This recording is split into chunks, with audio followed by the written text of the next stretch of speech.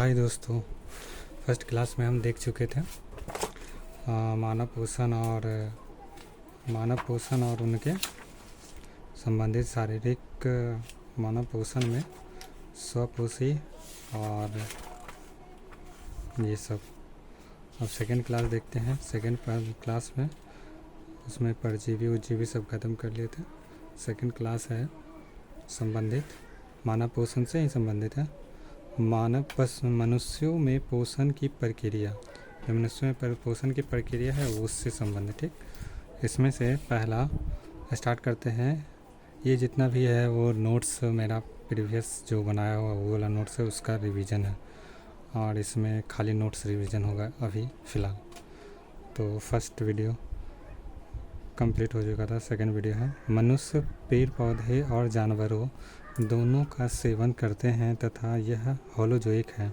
मनुष्य भोज्य पदार्थ को ग्रहण और पाचन, अवशोषण, स्वांगी तथा बहिष्करण की प्रक्रिया को आगे बढ़ाते हैं और पोषण पदार्थ प्राप्त करते हैं।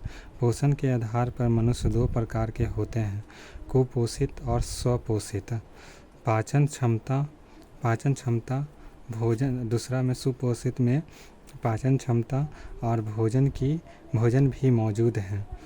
कुपोषण दो प्रकार के होते हैं। पहला, अभाव की स्थिति में भोजन का पोषण तत्व मौजूद नहीं होते हैं। अभाव मानव जन बीमारियां हो जाती है।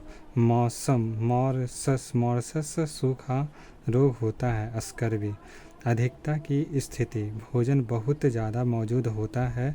मोटापा में मनुष्य में विभिन्न भोज्य पदार्थों के आधार पर अलग अलग प्रकार के पोषक तत्व प्राप्त होते हैं जिनका निश्चित मात्रा में होना आवश्यक है। कम और ज़्यादा होने पर कुपोषण की स्थिति उत्पन्न हो जाती है।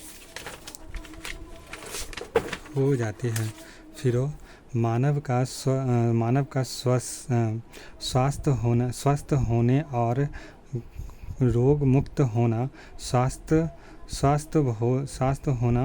स्वस्थ होना एक व्यापक अवधारणा है जिसके तहत सामाजिक मानवता, आर्थिक स्थितियाँ, मानव स्थिति तथा शारीरिक स्थिति मुख्य रूप से जिम्मेदार होती है।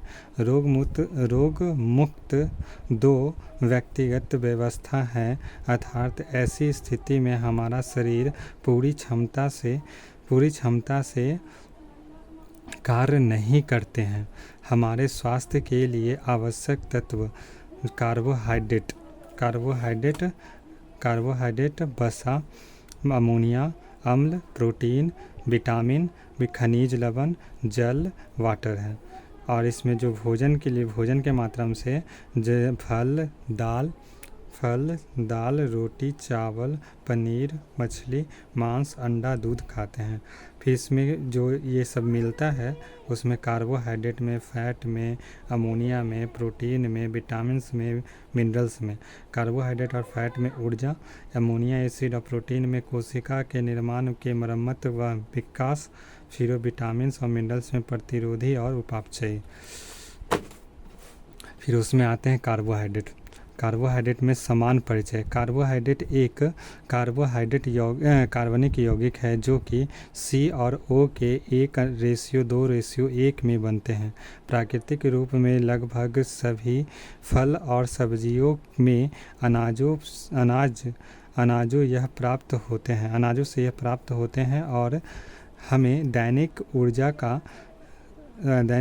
का 60 से 65% हिस्सा प्रदान करते हैं। पृथ्वी पर सभी पेड़ पौधे सेलुलोजों के द्वारा ही बने हैं जो कि कार्बोहाइड्रेट हैं। इसीलिए हमारे सूती कपड़े, पुस्तकें, करेंसी और फर्नीचर मुख्य तौर पर कार्बोहाइड्रेट की ही बनते हैं। देखने सबसे मेन करेंसी है। कार्बोहाइड्रेट के प्रकार, जिसमें 3 प्रकार होते हैं, मोनोसैकेराइड, डाइसैकेराइड, पॉलीसैकेराइड। मोनोसैकेराइड में पढ़ना है भौतिक गुण जिसको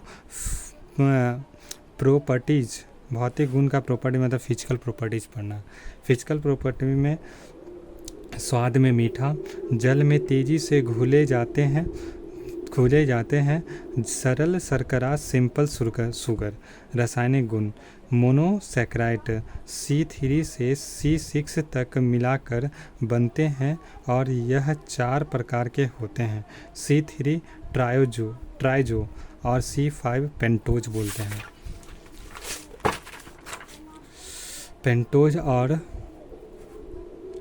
पेंटोज और हेक्सोज मुख्य तौर पर ज़्यादा प्रभावी माने जाते हैं। मोनोसेज प्रमुख उदाहरण है। पेंटोज और hexose, ribose, deoxyribose, arabinose, xylose. Hexose में ग्लूकोज, फ्रक्टोज और ग्लैक्टोज हैं। राइबोज शर्करा आरएनए में मिलती है। डीएनए में डीऑक्सीराइबोज शर्करा पाई जाती है। राइबोज में बहुत कम कैलोरी होती है, इसीलिए वृहद लोगों में भोजन में इसका इस्तेमाल करते हैं। जाइलोज पादप से प्राप्त शर्करा है। इसे बबूल की गोंद तथा गेहूं के भूसे से प्राप्त करते हैं। ग्लूकोज अन्य नाम अंगूर की शर्करा, ऊर्जा का सिक्का, फिरोरक्ति की शर्करा, डेक्सोज, डी ग्लूकोज। प्राप्ति स्रोत अंगूर, फल, मीठे, शहद।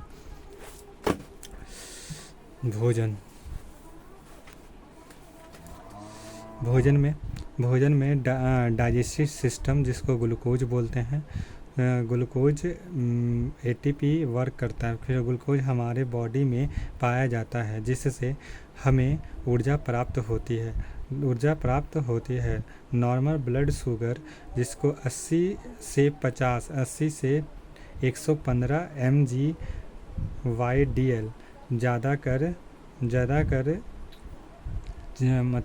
करके 240 mg/dl ब्लड में, जिसको मधुमेह और हाइपोग्लाइसेमिया।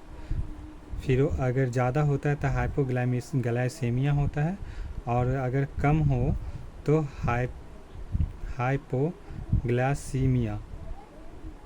एक हाइपोग्लाइसेमिया, एक हाइपरग्लाइसेमिया। अगर कम होता है, कहने का मतलब शुगर लेवल ब्लड में कम होता है तो हाइपोग्लाइसेमिया, और अगर ज़्यादा होता है तो हाइपरग्लाइसेमिया होता है। यह मृत्यु, बेहोशी, चक्कर, थकान, इसके में जो मृत्यु आता है उसमें बेहोशी, चक्कर, थकान आता है। हमारे रक्त में ग्लूकोज की मात्रा अग्नाशय की बीटा सेल से निकलने वाले हार्मोन इंसुलिन नियंत्रित करता है।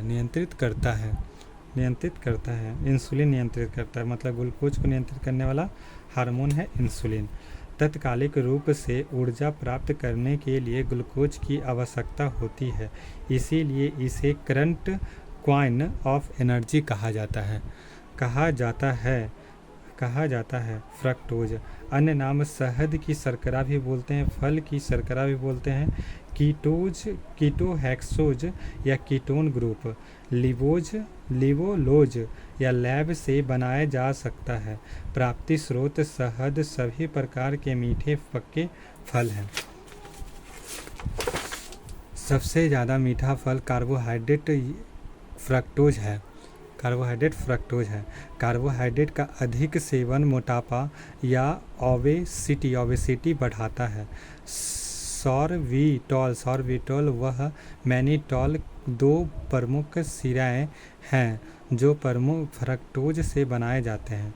सॉरिटॉल कफ सिरप, टॉनिक, कैडी और च्युइंगम में इसका इस्तेमाल किया होता है। मैनिटॉल रक्त को पतला करने की दवाई बनाता है। ग्लैक्टोज दूध में पाई जाने वाली सरल शर्करा है। शरीर में पाचन के दौरान ग्लैक्टोज भी ग्लूकोज में बदलता है। ग्लैक्टोज एंजाइम दूध की शर्करा को पचाता है तथा दूध दूषित होने पर ये एंजाइम समाप्त हो जाते हैं और ग्लैक्टोसीमिया नामक बीमारी हो जाती है। बच्चे के लीवर में सूजन और आँख से कम देखना होता है। बस हो गया।